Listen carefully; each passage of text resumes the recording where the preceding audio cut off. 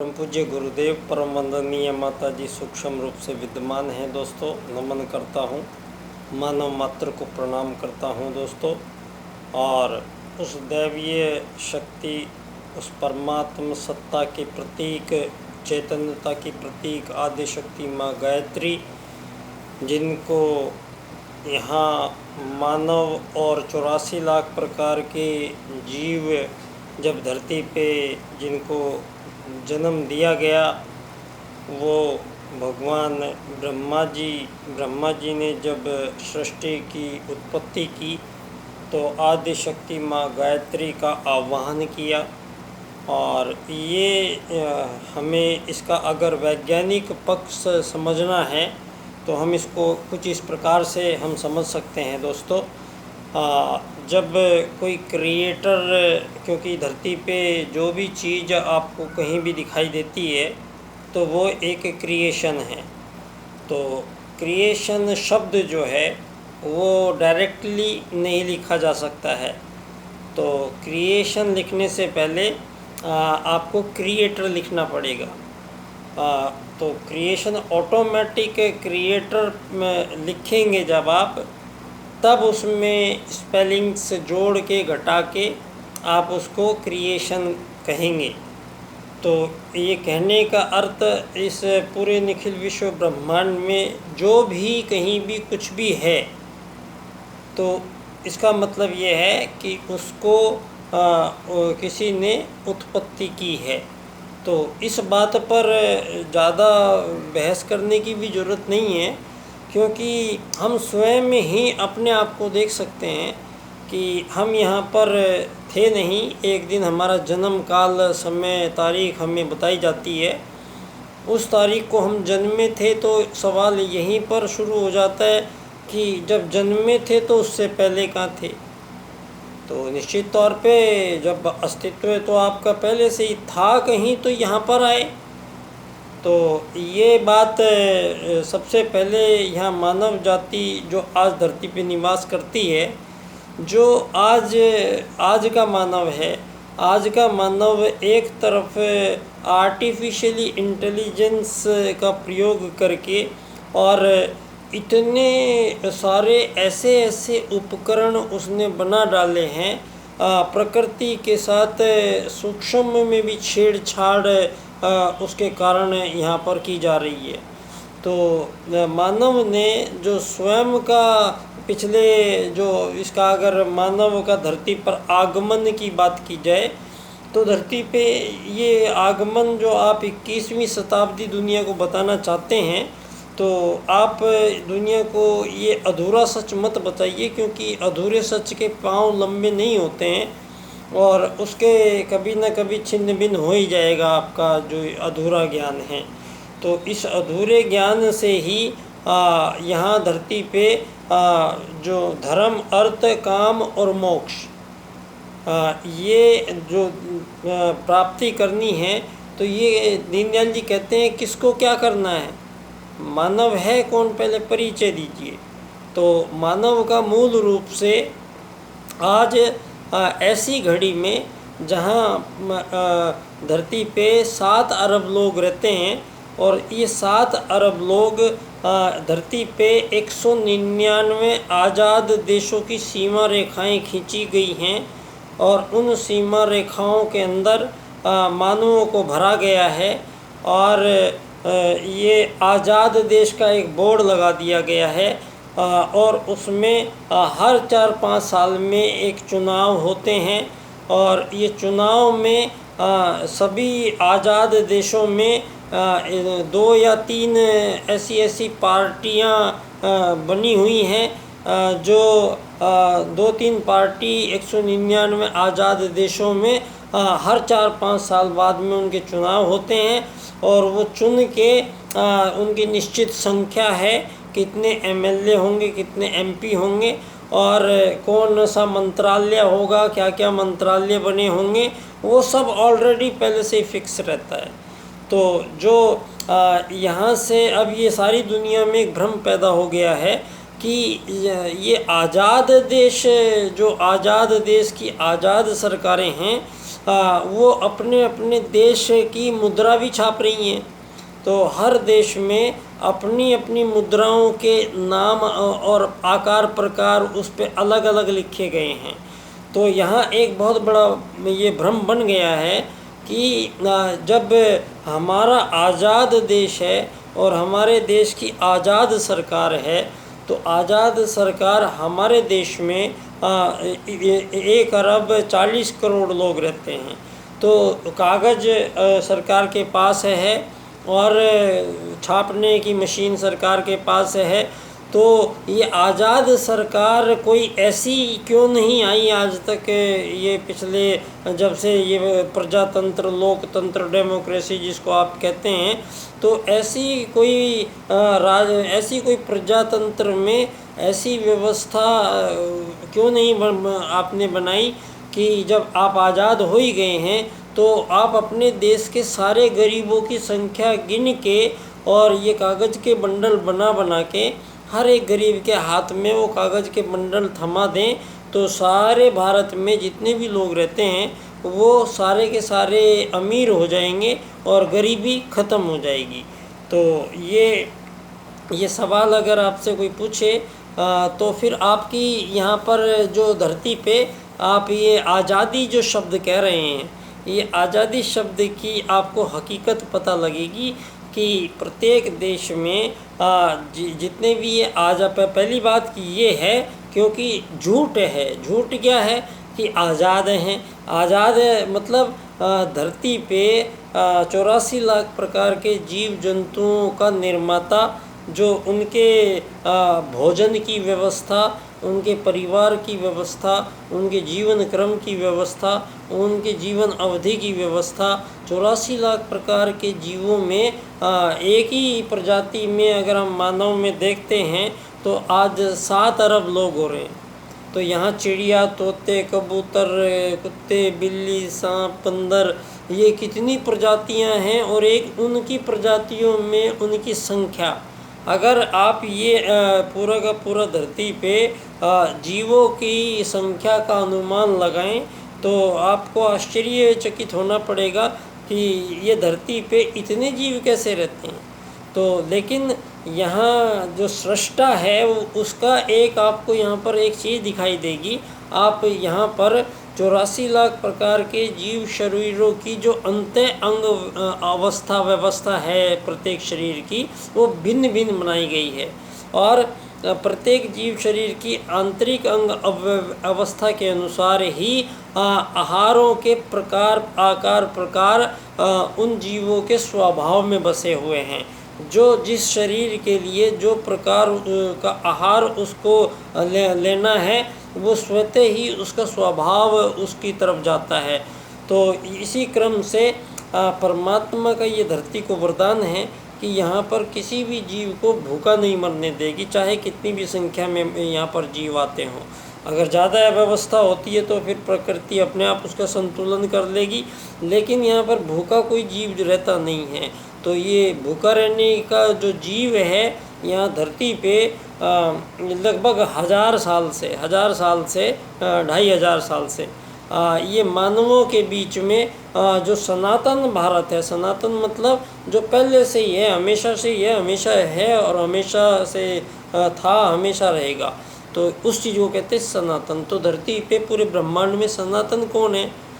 सनातन है यहाँ वो परमात्मा जिसने इस सारी सृष्टि का निर्माण किया है और उसी का एक अंश आत्मा जो यहाँ 84 लाख प्रकार के जीव शरीरों में विद्यमान है, वो सभी आत्माओं में जो परमात्मा का अंश आत्मा है वो सब में समान रूप से है। यहाँ मानव सर्वश्रेष्ठ है, चिड़िया छोटी है, बंदर ऐसा है, कबूतर ऐसा है, ये इनके विभाग तय नहीं कर सकता है कोई मानव जो अपना यहाँ पर मूल निवास प्रमाण पत्र बना के जो दुनिया बैठी है, तो यहाँ पर ये दीनदयाल जी इससे प्रकट कर देते हैं कि मानव मूल रूप से परमात्मा का एक अंश आत्मा है जो धरती पे आता है, तो उसको धारण करना पड़ता है, धर्म धारण करना पड़ेगा। तो धर्म अर्थ काम मोक्ष, तो धर्म क्या है? धर्म है जो तो दीनदयाल जी कहते हैं आया कौन है? आया है यहाँ पर एक आत्मा।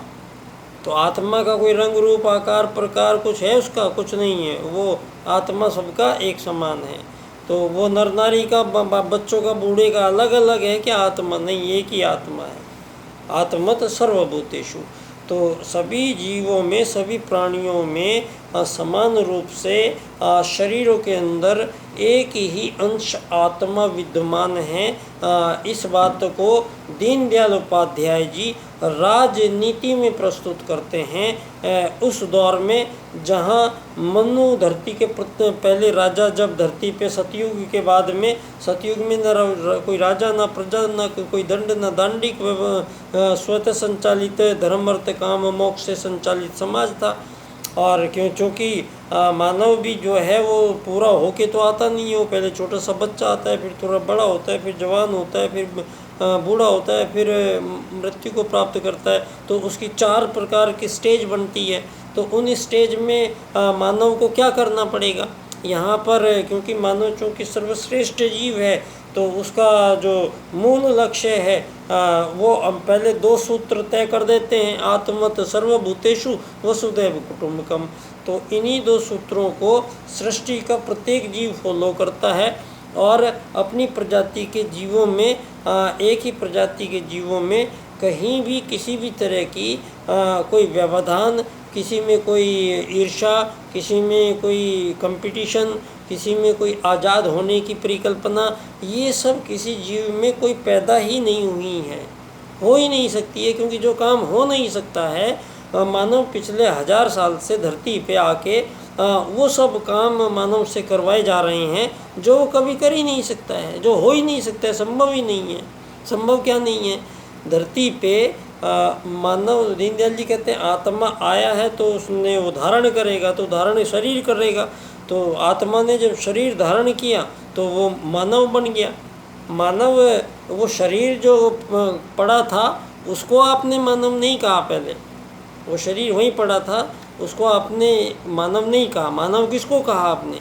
मानव कहा जब उस शरीर में उस आत्मा का प्रवेश हुआ, तब आत्मा ने धारण किया शरीर को। तो आप कौन बन गए? आप बन गए मानव। तो धर्म धारण कर लिया, तो धर्म क्या करेगा? धर्म क्या धारण करेगा? मानव जो है वो धर्म का धारण करेगा। तो धर्म क्या? मानव जो है वो मानवीयता का धारण करेगा। मानव मानवीयता का धारण करेगा और अमानवीयता को अपने से दूर करेगा। तो मानव का सर्वश्रेष्ठ होने का यहाँ पर मानव होना अपने आप में ही बहुत विशेष है और बहुत दुर्लभ है। और मानव का यहाँ धरती पे रहना, अगर मानव को यहाँ आज जो देखा जा रहा है, धरती पे सतयुग में न राजा न प्रजा न दंड न दांडिक, और जब आत्मा आया था तो लेकिन उसको पता था कि आप हैं कौन। उसको पता था कि मैं एक आत्मा हूँ, परमात्मा का अंश हूँ। अब ये जो पूरा ब्रह्म कायनात की रचना की है परमात्मा ने, तो इसको जानना है, समझना है। तो इसको जानते हुए समझते हुए उसी परमात्मा तत्व में विलीन होना, मोक्ष प्राप्त करना है। तो आत्मा को ये ज्ञान था। तो अपना इतने उच्च कोटि के उन ऋषियों को यहाँ पर जो सभी मानव आए वो सारे के सारे वैज्ञानिक थे। यहाँ पर आके कोई खाने पीने के लिए, सोने के लिए, मज़े मारने के लिए यहाँ पर मानव जीवन नहीं आया है। मानव जीवन यहाँ पर एक ऐसे सुरदुर्लभ अवसर के रूप में आया है जो और अन्य जीव जंतुओं के माध्यम से मोक्ष प्राप्ति नहीं कर सकता है आत्मा। ये मानव शरीर देखने में ऐसा लगता है, लेकिन इसके अंत अंग अवयवों का जब इस आत्मा ने सतयुग में आहार की सात्विकता के माध्यम से, तो इस मानव शरीर का ऐसे अभ्यास, ऐसे प्रयोग मंत्र के माध्यम से, ऐसे यज्ञ के माध्यम से, ऐसी प्राणी के ऊर्जा के माध्यम से, ऐसे अपने शरीर की यहाँ पर चूँकि मानव का जो मार्ग हमने पकड़ा है वो मानव को अगर धर्म अर्थ काम मोक्ष की प्राप्ति कराता है, तो उसके लिए 4 चरणों में मानव जीवन को जाना पड़ेगा। उसको ब्रह्मचर्य में सबसे पहले जाना पड़ेगा, और जो अति आवश्यक है। धरती पे सबसे आवश्यक कार्य है कि 18 से 21 साल तक हर मानव को ब्रह्मचर्य का पालन करना ही पड़ेगा। ये आपकी मर्जी पे नहीं छोड़ा जा सकता। ये मुद्दा आपके धर्मों पे नहीं छोड़ा जा सकता। ये मुद्दा ऐसा नहीं है कि आप इसको धर्मों से, देशों से जोड़ के, और हमारे देश के बच्चे तो 16 साल में मतलब शादी करेंगे, हमारे तो 10 साल का बच्चा कहीं शादी करेगा। तो ये जो असमानताएं यहाँ पर सबसे जो पहले ध्यान देने वाली बात है वो है जेंडर प्रॉब्लम। यहाँ धरती पे मानव ने 1000 साल से महिलाओं को केवल अपने उपभोग का एक शरीर, एक दूसरा शरीर समझ लिया है।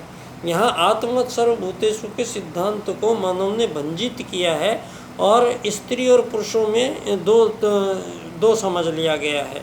और मानवों के बीच में, स्त्री और पुरुष के बीच में जो यौन संबंध बनाना मानव जीवन का सबसे महत्वपूर्ण कार्य घोषित कर दिया गया है। और इसी कार्य के लिए यहाँ पर ये बहुत सहज काम नहीं था, ये बहुत सरल काम नहीं है जितना आज सुप्रीम कोर्ट के माध्यम से आप महिलाओं को ये ऐसे आदेश दिए गए हैं कि कितने भी अन्य लोगों से शारीरिक संबंध रखेंगे पति पत्नी, तो यहाँ पर कोई व्यभिचार नहीं कहलाएगा। तो आपने ये मानव जिंदा क्यों रहता है? क्योंकि मानव ने यहाँ पर सर्वश्रेष्ठता के आयामों को छुआ है। यहाँ हम प्रारंभ भारत से की बात कर रहे हैं। अगर हमारे भारत में आज हमें ही जिस देश ने सारी दुनिया को राजनीति प्रदान की, उसी देश को आज राजनीति के माध्यम से आप लोगों ने इतना छला और इतना उसको गलत रास्ता प्रदान किया कि आज तक ये समझ ही नहीं पाया मानव कि इससे आखिर बचें कैसे। यहाँ पर मानवों के द्वारा अर्थायाम में दीनदयाल जी कहते हैं कि मानव यहाँ धरती पे आपस में कोई लेन देन वस्तुओं का करे या कोई सेवा कार्य आपस में करता है, तो बदले में कुछ लेने देने की परंपरा, कोई भाव, कोई विधान ईश्वर की किताब में नहीं है। अगर ये भाव पैदा हो जाता तो यहाँ पे धरती पे 84 लाख प्रकार के जीव जंतु तो यहाँ पे कभी के छिन्न भिन्न होके मर जाते। लेकिन यहाँ पर इसका मैं ऐसा नहीं है। अभी मैं अपने बचपन की बात आपको बताता हूँ। हमारे जब मैं छोटा था तो उस टाइम तो देश आज़ाद भी हो चुका था, और ये आपकी मैकाले शिक्षा पद्धति भी लागू हो चुकी थी, और आपका जो कॉन्स्टिट्यूशन जो ऑफ इंडिया जो ट्रांसफ़र ऑफ पावर करा के ये नई तरह की एक सरकार बना के और लोगों को ये वोटिंग के जंजाल में उलझा के हर 4-5 साल में अपनी ये प्रणालियों का आज़ाद करते चले गए, और सब देशों से हस्ताक्षर पहले ही लेते चले गए कि आज़ादी के बाद में प्रत्येक आज़ाद देश को आर्थिक वैश्वीकरणवाद की नीतियों से चलना पड़ेगा, आर्थिक उदारीकरणवाद की नीतियों से चलना पड़ेगा। तो आपकी देशों में ये जो चुनाव हो रहे हैं और जो ये सरकार अदली बदली जा रही हैं, इन सरकार में कभी कोई पार्टी आ जाए, कभी कोई पार्टी आ जाए, इससे कोई फ़र्क नहीं पड़ता है। क्यों नहीं पड़ता है? क्योंकि ये सब लोग जो चुन के आते हैं संख्या में सीमित होते हैं, विभाग बने हुए हैं, मॉड्यूल बनाया गया है। ये सारी दुनिया में आज़ाद देश की सरकारें अपने देश में कोई गरीबी दूर नहीं कर सकता है, इनको ये अधिकार नहीं है। क्यों? क्योंकि ये जो सारे आपने जो तंत्र विकसित हुआ है, ये सारा का सारा पूंजीवाद से संचालित होता है। तो ये पूंजीवाद जब से जहाँ पैदा होता है वहाँ आत्मत सर्वभूतेषु का सिद्धांत टूटता है, और धरती पर मानव को यहाँ पर न जाने क्यों पैदा होने से पहले ही एक ऐसा शब्द बता दिया कि आप तो गरीब हैं, आपको बता दिया आप अमीर हैं, आप मालिक हैं, आप नौकर हैं, आप साहूकार हैं, आप कर्जदार हैं। तो यहाँ पर कुछ वो जो शब्द दिए गए हैं वो आपका एक जीवन पद्धति का निर्धारण किया गया है कि आपको यहाँ आए हो तो आप अगर गरीब हैं तो गरीबी में आपको ये इस तरीके से जीना पड़ेगा, अमीर हैं तो आपको इस तरीके से जीना पड़ेगा। तो ये मानवों के आत्मत सर्वभूतेषु के सिद्धांत को यहीं खंडित करता है। तो ये विचार माननीय नहीं है। दीनदयाल उपाध्याय जी कहते हैं अर्थायाम में कि मानव कोई आपस में वस्तुओं का विनिमय करेगा या सेवा लेगा, बदले में कुछ लेने देने का भाव नहीं है यहाँ पे। तो जो बदले में कुछ देगा तो ये है पश्चिम का भाव। ये पूंजीवाद जो पैदा किया गया है ये पश्चिम ने पैदा किया है। तो दीनदयाल जी इस पश्चिम के पूंजीवाद को पूरी तरह नकारते हुए और धरती पे मानवों के बीच किसी भी प्रकार का विभेद यहाँ पर न स्वीकार करते हुए उन्होंने एकात्म मानववाद का राजनीतिक चिंतन दर्शन सारे संसार के 7 अरब लोगों के लिए जो आपकी ये सरकारें कर रही हैं, ये पैकेज व्यवस्था है। पैकेज व्यवस्था में आपकी कोई भी सरकार आए उसका एक ही काम है, आप लोगों से टैक्स लेना और टैक्स में से अपनी सारी सरकार चलाना, और जो पैसा बचेगा उसमें से आपके लिए जो जीवन की जो समस्याएं यहाँ बनाई गई हैं, रोटी कपड़ा मकान चिकित्सा शिक्षा स्वास्थ्य सम्मान, यहाँ उसमें आपको प्राप्त करने के लिए मानव को संघर्षों में लगाया है।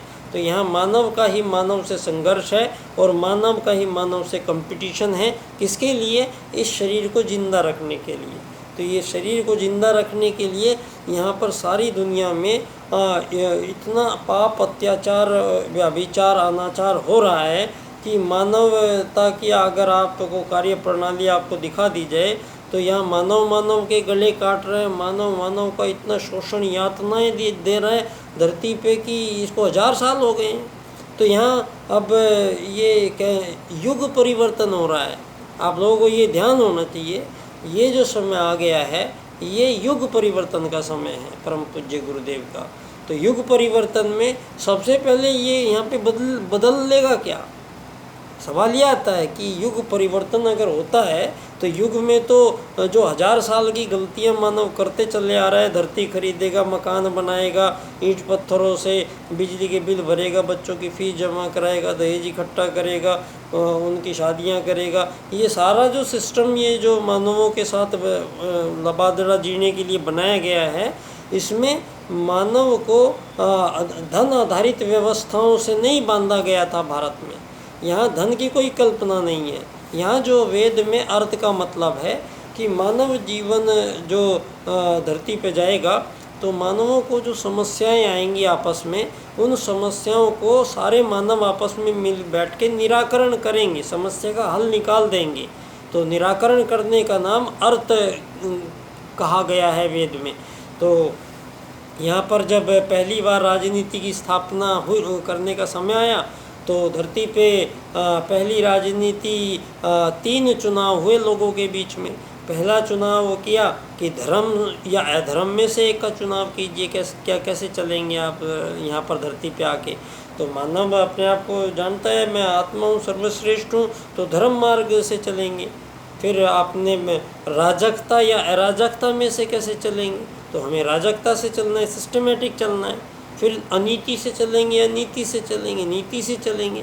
तो धर्म आधारित राजनीति धरती पे पहली बार भारत ने विश्व को दी।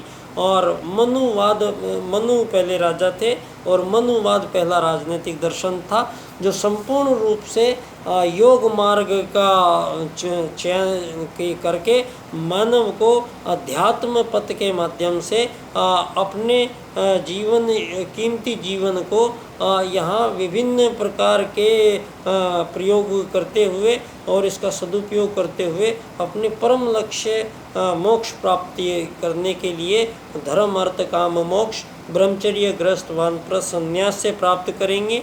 और यहाँ पर दीनदयाल जी कहते हैं आर्थिक लोकतंत्र एक शब्द उन्होंने कहा धरती पे कि ये जो आप मानव जो जन्म लिया है तो उसको खाने का अधिकार और काम करने का अधिकार वो साथ लेके आया है। तो यहाँ पर जो धन आधारित व्यवस्थाएं हैं ये अपनाने की ज़रूरत ही नहीं थी मानव को। यहाँ अमीर गरीब मालिक नौकर बनने की कोई आवश्यकता ही नहीं है मानव को, क्योंकि ये तो आपको बहुत दूर लेके चला गया यथार्थ से। आत्मवत् सर्वभूतेषु से बहुत दूर जा रहे हो आप। तो जो भी आत्मवत् सर्वभूतेषु का खंडन करेगा जीव, वो अंततः दुर्गति को प्राप्त होगा और अपने लक्ष्य से भटक के वो कहीं और ही चला जाएगा। तो यही बात मानव के पक्ष में है। या तो मानव धरती का सर्वश्रेष्ठ जीव प्राणी होने के नाते आत्मा और परमात्मा से संबंध रखने वाला, विभिन्न ग्रह उपग्रहों से सुसंचालित होने वाला और अति दिव्य क्षमताओं से सुसंपन्न ये एक शरीर, जिसका 7% उपयोग भी मानव नहीं कर पाता है। 93% जो और हमारे अंदर संभावनाएं भरी पड़ी हैं, वो आपके पूंजीवादी लोकतंत्र के माध्यम से धरती पे आके ये अमीर गरीब मालिक नौकर के जो जिस जंजाल में मानव को उलझाया गया है, उससे निकलने का जो अब एक मार्ग आज तक नहीं मिला था, वो मार्ग इस युग परिवर्तन की बेला में आया है। ये युग परिवर्तन की बेला में परम पूज्य गुरुदेव के युग निर्माण योजना के माध्यम से ये राजनीति का अभ्युदय, राजनीति का पुनर्निर्धारण, राजनीति के स्वास्थ्य को समग्र स्वास्थ्य प्रबंधक बच्चा डॉक्टर दीनदयाल उपाध्याय जी के सूत्रों को, 4 सूत्रों को इस क्रम से हमने जब इनकी व्याख्या की, तो यहाँ धरती को एक चमत्कार करने वाला राजनीतिक दर्शन मिल गया है। आर्थिक लोकतंत्र द्वारा अर्थायाम आधारित एकात्म मानववाद की स्थापना जब हम कर लेंगे तो अंत्योदय की प्राप्ति हमें हो जाएगी। तो आत्मवत् सर्वभूतेषु वसुदैव कुटुम्बकम का मिलान। और मेरा जो विषय है मानव एकात्मवाद से समग्र व संपूर्ण वैश्वीकरणवाद। तो आपने भी वसुदैव कुटुम्बकम लिखा मोदी जी इस बार, तो बहुत बहुत धन्यवाद आपको। लेकिन उसको सिद्ध नहीं किया जा सकता।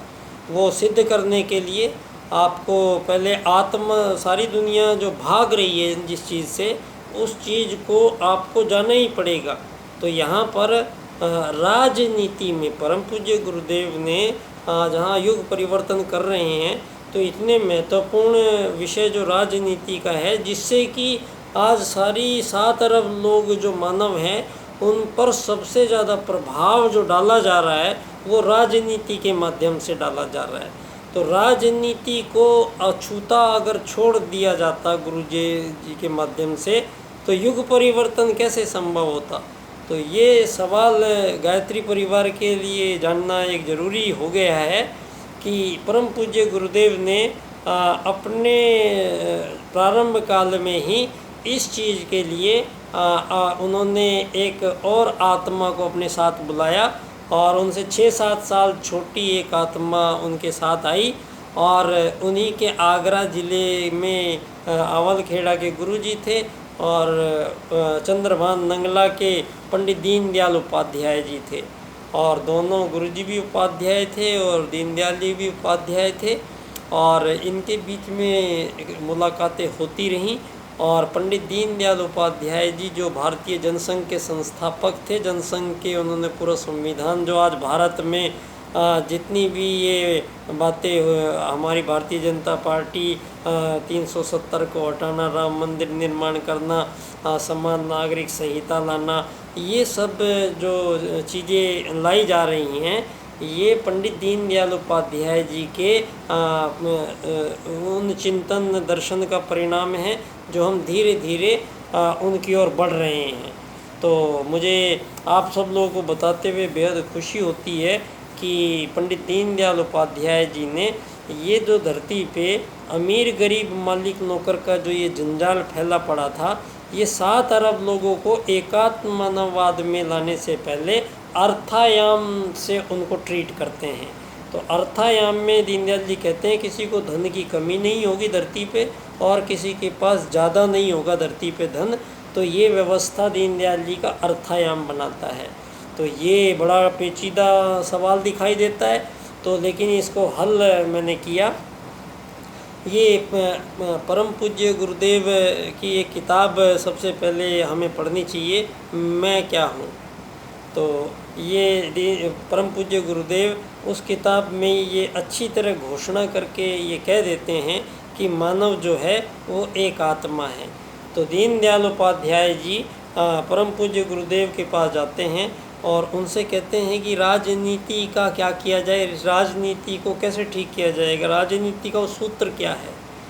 तो परम पूज्य गुरुदेव ने आत्मत सर्वभूतेषु और वसुदैव कुटुंबकम में से आत्मत सर्वभूतेषु की सिद्धि दीनदयाल उपाध्याय जी को राजनीति में करने के लिए दी। और राजनीति में दीनदयाल जी एकात्ममानवाद का जो सिद्धांत लेके आए, तो उसमें मानव को एकात्ममानवाद में जाने से पहले इस बार धरती पे मानव का जो ये शरीर है, शरीर की जितनी भी भूख प्यास नींद इसके आनंद के स्रोत हैं, वो धरती पे जिनके लिए यहाँ पर संघर्ष करना पड़ा, इस बार 7 अरब लोगों को ये सारी चीज़ें जिसको आवश्यकता जो चीज़ें हैं वो सबको आजीवन निःशुल्क प्राप्त होगी। घर बनाने की ज़रूरत नहीं, ज़मीन खरीदने की ज़रूरत नहीं, बिजली के बिल भरने की ज़रूरत नहीं, गाड़ियाँ खरीदने की ज़रूरत नहीं, बच्चों की फ़ीस भरने की ज़रूरत नहीं। इस बार मानव के जिम्मे ये जितनी भी चीज़ें थी वो वसुदैव कुटुंबकम के रूप में जब संसार को लाया जाएगा, तो ये आत्मत सर्वभूतेषु दीनदयाल जी का एकात्ममानवाद और परम पूज्य गुरुदेव का जो युग निर्माण पूरा है, युग का निर्माण वसुदैव कुटुंबकम है। तो दोनों को एक ही यहाँ पर राजनीति में सारी दुनिया में ये जो अलग अलग आज़ाद देश अलग अलग तरह के दिखाई दे रहे हैं, आज़ादी मानवों के बीच में संभव नहीं है। तो आज़ादियों के लिए लड़ना और लड़ाइयों को और अपनी गाथाएं गाना, हम आज़ाद हुए 1947 में, हम ये बताने के लिए बिल्कुल तैयार नहीं है, क्योंकि यहाँ भारत 5000 साल पहले तो भगवान श्री राम आए थे। तो हम ये कह नहीं सकते कि हमारे भगवान श्री राम भगवान श्री कृष्ण यहाँ धरती पे पहले गुलाम भारत में पैदा हुए और आपने 1947 में हमें आज़ाद किया। तो ये आधे अधूरे जो आपके ये थे चकनाचूर हो जाएंगे, अब सब धरे रह जाएंगे। और हम और भी ज़्यादा आपको ये सिद्ध करके दिखाएंगे कि मानव जो है वो केवल एक शरीर नहीं है, एक आत्मा होने के लिए उसको यहाँ पर अपने बुद्धि का ज़्यादा यूज़ करने के लिए दूसरे जीवन के टूल्स एंड टैक्ट्स यूज़ किए जाएंगे। ये जो धरती खरीदना बेचना, ये कमीशन बेस्ड मानव का मानव से स्वार्थ, मानव पे खरीद बेचना, मानव को कॉल करना, झूठ बोलना, उन्हीं पे आपकी रोजगारी टिकी हुई। आज और कुछ नहीं मिला तो कोरोना छोड़ के यहाँ कोरोना में दुनिया में रोजगार पैदा कर दिए, मास्क पहनिए, ये पहनिए, वो करिए, ये करिए, जानते नहीं थे लोग, लेकिन आपको रोजगार पैदा करने के लिए यहाँ मानवीय हद तक नीचे चले गए हैं कि मानवों को नरसंहार करने में आनंद आने लग गया है। लाइव युद्ध देखे जा रहे हैं, लड़े जा रहे हैं, आपके सामने हैं। तो ऐसी दुनिया में जहाँ सारी ख़त्म होने की प्रवृत्ति जो दिख रही है, जहाँ संपूर्ण विनाश दिख रहा है, वहाँ पर परम पूज्य गुरुदेव का आपको युग परिवर्तन भी आप दिखाई देना शुरू हो गया है। तो इसमें पंडित दीनदयाल उपाध्याय जी विश्व